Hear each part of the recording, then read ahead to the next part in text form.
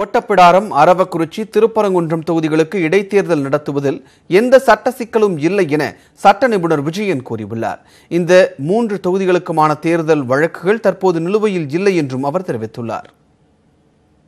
3 தொகுதிகளை பொறுத்தவரை 2 தொகுதிகளில் இந்த உயர்நீதிமன்றத்தில் அவர்களுடைய தேர்தல் வழக்கு நிலுவையில் இருக்கும்போதே அவர்கள் கட்சித்தாவல் சட்டத்தின் கீழ்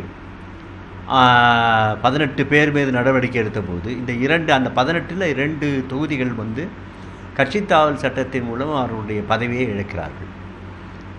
அது நீதிமன்றத்தில் நிலுவையில் இருந்தது.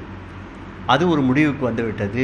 சென்னை உயர்நீதிமன்றத்தினுடைய 2 நீதிபதிகள் அமர்வில் அதற்கு மேல் எந்த ஒரு உச்சநீதிமன்ற மேல்முறையீடும் செய்யப்படவில்லை.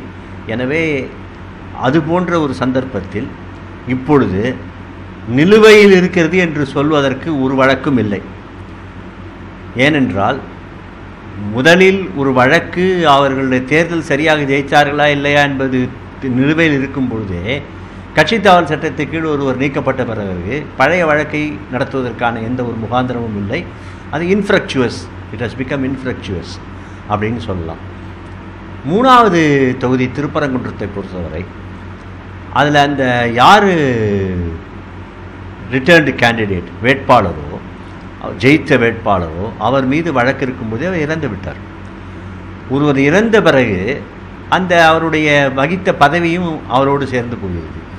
எனவே அவர் இறந்த பிறகு அது சம்பந்தமான விசாரிப்பதற்கு வழக்கில் ஒன்றுமில்லை. அது வழக்கும் இறந்து விடுகிறது.